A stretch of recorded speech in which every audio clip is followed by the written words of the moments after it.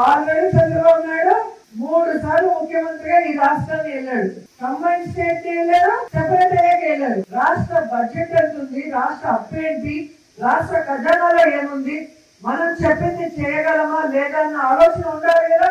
జగన్ చిన్నవాడైనా మొదటిసారి ముఖ్యమంత్రి అయినా ఆయన చెప్పిన ప్రతిదీ చేశాడు. ఎలా చేశాడు? ఆయనే సంపద సృష్టించుకున్నారు, ఆయనే ప్రజలకు ఇచ్చిన మాటను నెరవేర్చుకోవాలన్న చిత్తశుద్ధితో చేశాడు. చంద్రబాబు నాయుడు దిగిపోయే రోజుకి ఖజానాలో ఎంత ఉంది? 100 కోట్లు కూడా లేదు. మరి చంద్రబాబు నాయుడు లాగా అమ్మో ఏపీని అమ్మేయాలి, అమ్మో భయం వేస్తుంది, నేను చేయలేను, ఇలాంటి మాటలు ఎప్పుడైనా మాట్లాడారా?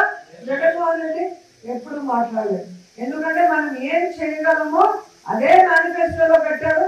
పెట్టిన దాన్ని కరోనా వచ్చి రాష్ట్రానికి ఇన్కమ్ లేకపోయినా ఎవ్వరు జీతం ఆపలేదు, ఎవ్వరు వెల్ఫేర్ స్కీమ్ ఆపలేదు, ఏ డెవలప్మెంట్ ఆపలేదు. అది నాయకుడు అంటే.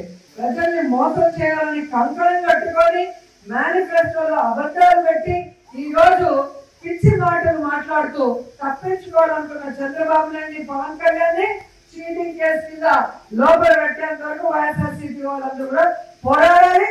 ఇప్పటికైనా ఆ కూటమి ప్రభుత్వం ఇచ్చిన వాగ్దానాలు నెరవేరిస్తే కనీసం ప్రజల్లో వాళ్ళకి కొంచెమైనా అయ్యో పాపమని ఆలోచించే అవకాశం ఉంటుందని కూడా ఈ సందర్భంగా తెలియజేసుకుంటున్నారు.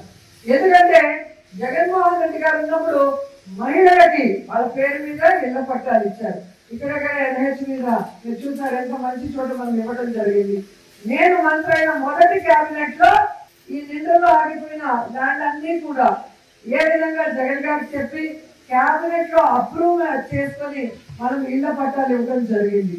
అది మీ మీద ఉన్న అభిమానం, నాకున్న అభిమానం, జగన్ అన్నకున్న అభిమానం.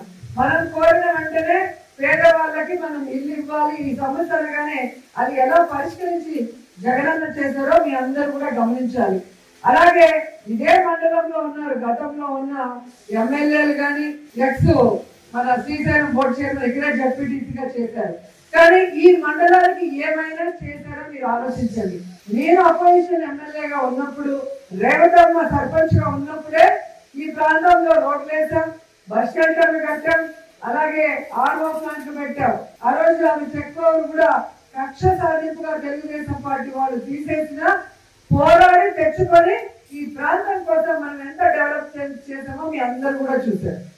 అలాగే ఈరోజు మన అధికారం వచ్చాక వారింటికి నేను భోజనానికి వెళ్ళినప్పుడు ఆ ప్రాంతంలో ఆ టెంపుల్ది శిథిలావస్థలో మొత్తం మట్టి దిబ్బగా ఉంటే ఏంటి అని అడిగినప్పుడు ఈ ప్రాంతానికి ఒక ఇంపార్టెన్స్ ఉంది, ఒక వెంకటేశ్వర స్వామి టెంపుల్ ఉండేది, ఆ విగ్రహాలన్నీ ఇప్పుడు చెన్నైలో మ్యూజియం లో ఉన్నాయి, ఇక్కడ టెంపుల్ ఉంటే ఊరు బాగుంటుంది, రోజు నిత్యం దీపం వెలిగించే ఒక టెంపుల్ ఉండాలి అని చెప్పి కోరినప్పుడు మనం ఏ విధంగా టీటీడీలో మరి అప్పుడున్న సుబ్బారెడ్డి గారిని కానీ ఆ తర్వాత కరుణాకర్ రెడ్డి గారిని కానీ మాట్లాడి ఫండ్స్ తీసుకొచ్చి ఆ టెంపుల్ ని కట్టించము మనం చూసాం.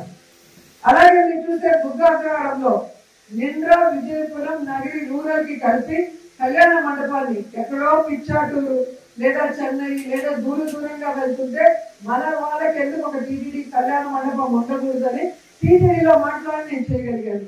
అంటే నేను మొదటిసారి మంత్రి అయ్యాను, మొదటిసారి నేను అధికారంలో ఉన్నా కూడా ఈ ప్రాంతం వాళ్ళు కోరిన దాన్ని ఎలా చేయాలని సీనియర్లతో మాట్లాడుకొని ఆ విధంగా నేను అడుగులు వేశాను. మరి ఇక్కడ సీనియర్ మోస్ట్ ఉన్నామని చెప్పుకుంటున్నారు కదా, ఈ రోజు నా గురించి తిరుపతి ప్రెస్ క్లబ్ లో మీరు మాట్లాడుతున్నారు కదా, వాళ్ళని నేను ప్రశ్నిస్తున్నాను, ఎందుకు మీరు నేను రాకముందు చేసుకోలేకపోయారు? ఈ రోజు నేను చేసిన ఏమీ చేయలేదని ఎలా పచ్చ